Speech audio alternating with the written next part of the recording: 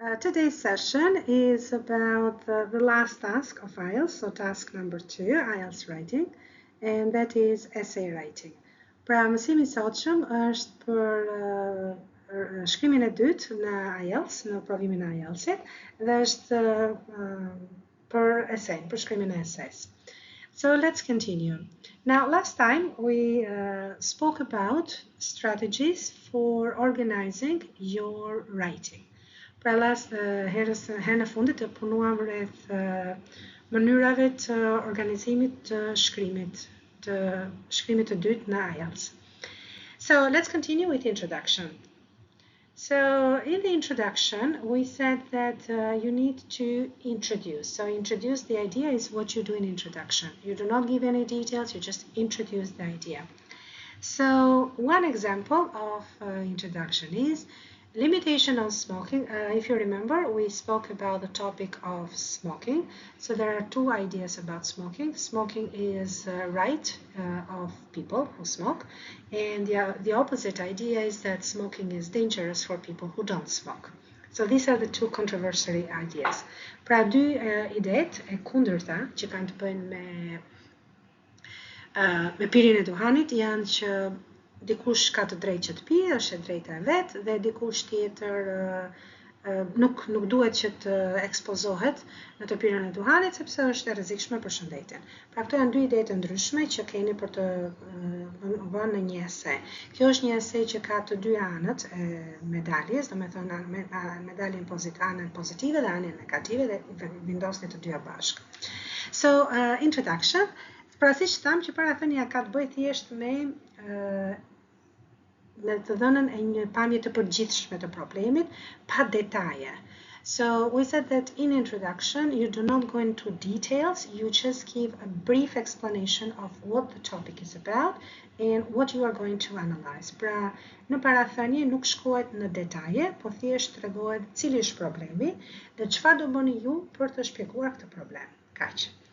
So let's continue. Limitations on smoking in businesses and public places are a controversial topic, as although they may be a good idea, they may also interfere with people's freedom. Non-smokers are likely to think that banning smoking is a good idea, but smokers naturally may not. Different cultures may have varying attitudes to whether business or government have the right to ban smoking in certain places. Pra, kjo është parathënia. So this is the introduction. And as you can see in this introduction, you have the general idea and the thesis, which has in it even the outline. So it tells you what the paragraphs are going to be about. So one paragraph is going to be about varying attitudes on whether businesses or government have the right to ban smoking in different places, and the other one is going to be people's freedom. Pra janë dy ide të ndryshme, njëra ka të bëjë me të drejtat e njerëzit, dhe tjetra është me të drejtat e kompanive ose të bizneseve ose qeverive për të kontrolluar nëse njerëzit pinë në ambiente publike ose jo.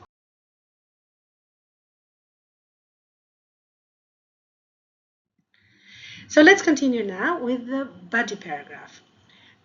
Siç tham, kemi gjithmonë parathënie, pastaj kemi dy pjesë të essays, edhe pastaj kemi 4 paragrafa në përgjithësi, njëri është parathënia, dhe dy të tjerët janë ku japim detaje dhe i fundi është paragrafi ku përfundojmë përfundimin. So we said that when we have the two body paragraphs, in body paragraphs we give details. So in this case, we'll need to give details on both sides. So we need to give details on the freedom for the people who smoke, and on the opposite for people who don't smoke and don't want to get sick because of smoking of other people. So, body paragraph. Banning smoking in businesses may not be a good idea because smokers may work better if they can smoke. However, passive smoking can cause objections from colleagues. So as you can see, within the same paragraph, you have both sides. You have one side which has to do with productivity of people who smoke, and the opposite that has to do with passive smoking for the people who don't smoke. Let's continue.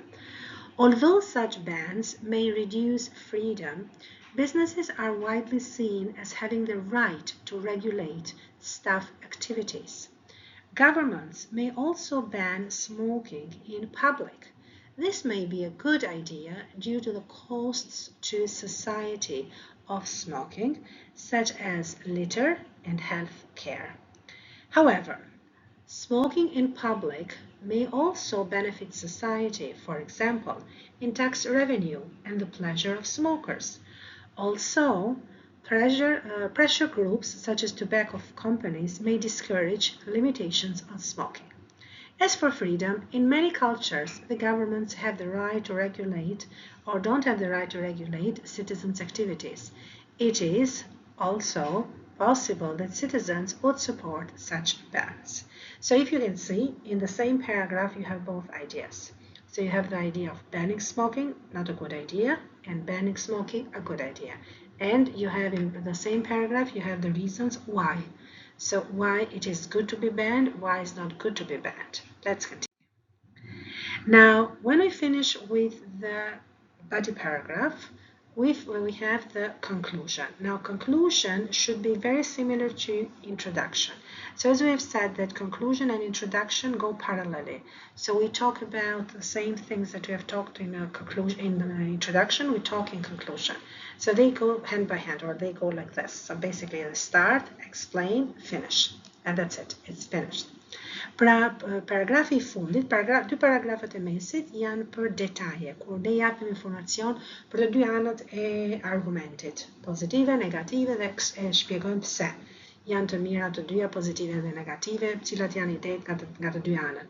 Tani është shumë e rëndësishme që të kuptoni që nëse ju mendoni që është vetëm negative, por eseja thot agree or disagree, atëherë ju nuk mund të thoni vetëm negative, duhet thoni dhe pozitive.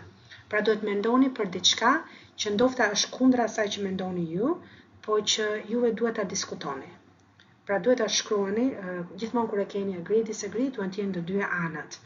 So whenever you have agree, disagree, it's absolutely important that you have both sides of the argument. You can't just include what you consider right.